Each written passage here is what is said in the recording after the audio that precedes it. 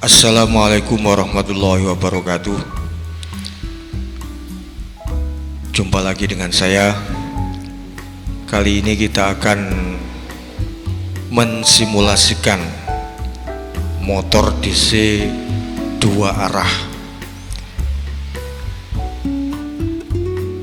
Motor DC dua arah dengan program ya. Gambar skematik saya sudah siapkan seperti ini. Saya menggambar dengan Proteus dan programnya dengan CVAVR ya. Nanti kita bahas satu-satu. Baik, kita mulai. Kita coba apakah gambar yang sudah saya siapkan ini bisa bekerja dengan baik atau belum ya. Kita mengklik simulasinya dengan ini tombol di bawah kiri pojok ini ya, untuk membuat running simulasi dari Proteus ini. Coba kita klik satu kali, klik, nah sampai muncul tombol arah panah hijau ini ya. Kemudian lampu indikator power menyala. Motor belum bisa berputar karena harus kita tekan tombol kanan, nanti arahnya putar ke kanan, tombol kiri putar ke kiri, tombol stop ya. Baik, kita coba, kita tekan tombol yang kanan. Nah ini jalan ke kanan. Nah, kita coba stop, dia berhenti. Kemudian kita coba tombol yang kiri, dia berputar ke kiri ya. Kemudian kita tombol stop. Oke, dia berhenti. Kita coba sekali lagi, tekan tombol kanan. Oke, langsung tekan tombol kiri juga bisa. Secara otomatis motor akan berputar ke kiri. Kemudian kita ingin mengalihkan tombol kanan sekali lagi, nah dia akan berputar ke kanan. Oke, kita stop. Nah, bagaimana programnya? Nah, ini dia. Kita bisa melihat programnya di dalam IC prosesor ATmega 8. Kali ini saya menggunakan ATmega 8 ya. Bisa juga dengan ATmega yang lain, misalnya ATmega 16, ATmega 32 dan lain-lain ya. Nah, ketika kita melihat program yang sudah terinstal, terisikan di dalam IC ATmega ini, kita matikan dulu ya. Oke, stop simulasi. Kemudian kita coba lihat. Nah, ini caranya memasukkan program yang sudah ada ke dalam simulasi Proteus. Kita klik satu kali. Nah, ini programnya. Kita klik dua kali, dah oke. Program sudah masuk di prosesor ATmega 8. Kemudian bagaimana dengan penulisan programnya? Skema sudah kita gambar dengan Proteus, programnya dengan CVAVR. Mari kita lihat urutan-urutan bagaimana membuat penulisan, membuat kalimat-kalimat perintah di CVAVR. Oke, kita lihat di CVAVR ya. Nah ini dia sorot CVAVR. Saya berasumsi di komputer Anda semua sudah terinstall CVAVR ya. Tipenya terserah berapapun tipenya ya. Yang penting sudah ada CVAVR. Kita klik sampai menunggu sebentar. Nah, muncul CVAVR, tampilan awalnya seperti ini. Oke, kita akan bertemu dengan software atau kalimat-kalimat perintah dalam CVAVR. Nah, yang penting bagi kita ketika akan melakukan penulisan program, kita tidak lupa men-setting dulu ya, men-setting dulu di awal. Kita menggunakan prosesor apa? Dalam hal ini kita menggunakan prosesor ATmega 8 ini. Ada file header yang harus kita include-kan, kita tulis ya. Tapi ini biasanya sudah muncul dengan sendirinya. Muncul dengan sendirinya, hanya tinggal kita ganti saja. Misalnya terakhir kita gunakan Mega 16, maka kita ganti Mega 8 karena kali ini kita membuat rangkaian motor DC, simulasi motor DC ini menggunakan prosesor ATmega 8. Kalau misalnya tadinya kita menggunakan ATmega 8, kemudian sekarang kita menggunakan ATmega 16, hanya tinggal ganti aja. Nah, kemudian di bawah ini kalimat-kalimat yang harus kita tuliskan, identifikasi komponen-komponen penting yang kita gunakan di dalam skema. Misalnya ini, ini kita definisikan agar kompiler mengetahui apa saja komponen-komponen yang kita pasang sebagai inputan. Misalnya tombol kanan, tombol kiri, tombol stop ini merupakan input atau keypad ya, yang memberikan masukan ke prosesor. Nah, untuk lebih jelasnya kita melihat skema di Proteusnya. Oke. Nah, ini saya perbesar ya. Saya perbesar inputnya berupa tombol kanan, tombol kiri, dan tombol stop. Tombol kanan, ketika ini kita tekan, klik satu kali, dia akan memberikan input ke PB0 karena PB0 ini merupakan input dari prosesor ini ya, dari IC ATmega yang kita gunakan sekarang ini. Kemudian kalau kita tekan tombol kiri, masuk ke tombol pin PB1, stop ke PB2.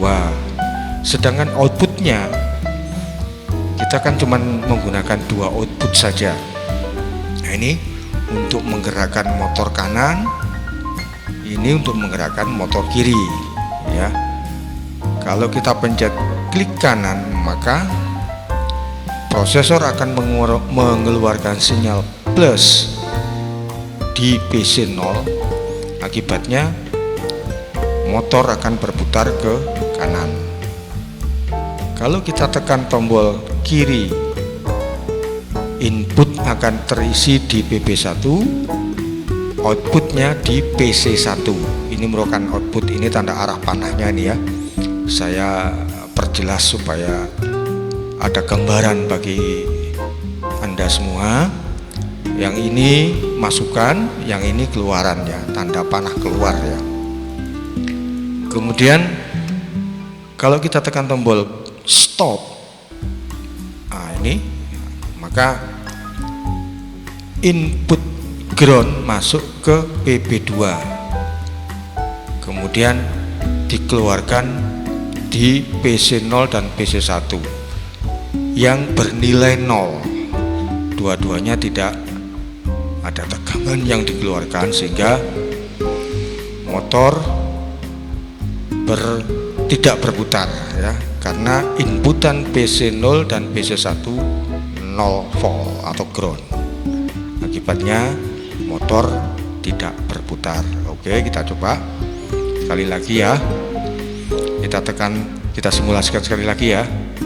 Oke, nah ini kita perbesar tombol kanan. Nah, ketika kita tombol kanan ini kita pencet, PB0 terisi ground akan dikeluarkan di PC1 bernilai 1. Akibatnya motor berputar ke kanan.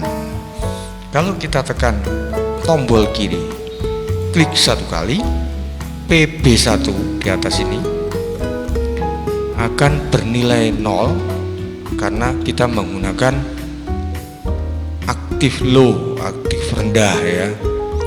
Dengan menggroundkan di PB1, maka PC1 akan bernilai 1 atau bertegangan 5 volt, diarahkan ke motor bagian kiri sehingga motor berputar ke kiri. Hanya itu saja, gampang, mudah ya. Yang kurang paham silakan, apa yang perlu ditanyakan sebelum kita masuk ke program. Sekali lagi ya. Oke, kita lanjut ke program ya. Oke, tadi kita identifikasi tombol 1 kita letakkan di pin B0, tombol kiri pin B1, tombol stop kita letakkan di tombol pin B2. Kemudian outputnya kita mengambil pot C0 dan pot C1, motor kanan pot C0, motor kiri pot C1 ya. Lebih jelas lagi kita lihat, nah ini keluarannya ya. Kita kembali ke CPAPR. Nah, berikutnya kalimat perintah void putar kanan. Ini variabel yang harus kita tulis untuk menjalankan motor ke kanan. Gampang, if dalam kurung tombol ya, seperti ini ya. Pemahamannya, if tombol kanan sama dengan 0, artinya kalau kita tekan tombol, apabila kita tekan tombol kanan sama dengan 0, maka motor kanan 1 akan bernilai 1, motor kiri akan bernilai 0. Nah, sampai di sini ini satu variabel dari void. Kemudian dia lanjutkan penulisan kurung kurawal besar 1 ditutup dengan kurung kurawal ini. Ini menunjukkan satu perintah, satu blok perintah untuk memutar kanan. Gampang ya? Sampai di sini sudah. Kemudian kita lanjutkan untuk memutar motor ke kiri. Ini bagiannya, blok perintah ini. Ini perintahnya sama, hanya nilainya, nilai dan arahnya yang berbeda. If tombol kiri sama dengan 0, kalau kita tekan tombol kiri itu maksudnya ya, maka motor kiri bernilai 1, motor kanan 0, sehingga motor akan berputar ke kiri. Oke, sampai di sini ya, sudah 2 blok. Kemudian blok selanjutnya void stop. Nah, ini dari sini sampai dengan tutup kurawal penutup ini satu blok perintah untuk menghentikan motor. Coba Anda amati